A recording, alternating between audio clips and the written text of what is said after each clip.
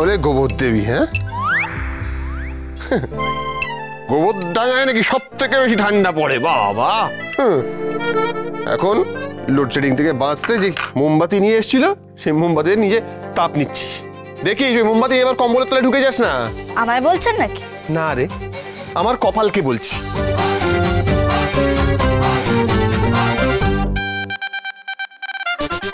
খালি বড় বড় কথা, সব সময় বড় বড় কথা। কফি খাবেন না, কফি বিষ, কফি খেতে নেই। এই ঠান্ডার জায়গায় এসে না শুধুমাত্র কফি কাজ করবে বডি গরম রাখার জন্য। ঠান্ডায় মোমবাতি বার করেছি, কি বুদ্ধি মানে সত্যি। ওসব রাখ, ওসব রাখ। নে কফি বানিয়ে দিলাম, কফি খা, দেখবি আর ঠান্ডা লাগবে না। খাওয়ার হলে খাবি, নাহলে ফেলে দিবি।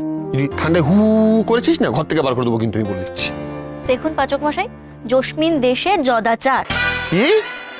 আরে বাবা, এই প্রদেশে ঠান্ডা বেশি পড়ে, তাই কফি চলবে না এমনটা বলিনি। আমি বলছিলাম যে গরম চা হলেও কিন্তু মন্দ হতো না। ওই যে বাদাম চা, শরীর গরম রাখার সাথে সাথে তার কত গুণাগুণ আপনি জানেন? জানেন তো পাচক মশাই, ওই চায়ে না মানে এত যে বাদাম রয়েছে, গরম মশলা রয়েছে। থাম না প্লিজ প্লিজ প্লিজ প্লিজ থাম। উফ, শোনা, তোর কাছ থেকে না আমি বাদাম চায়ের ব্যাপারে লেকচার শুনতে আসছিনি রে, এখানে ঘুরতে এসছি। কফিটা খা। কত সব ভুল ভাল। তো ঠান্ডা লাগছে, তো জানলাটা বন্ধ করে দিতে হবে। করে দিচ্ছি।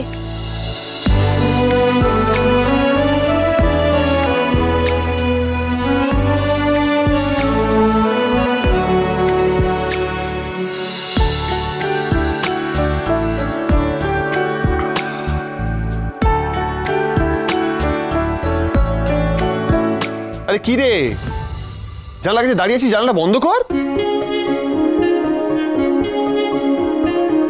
আরে ঘরটা ঠান্ডা হয়ে যাচ্ছে তো।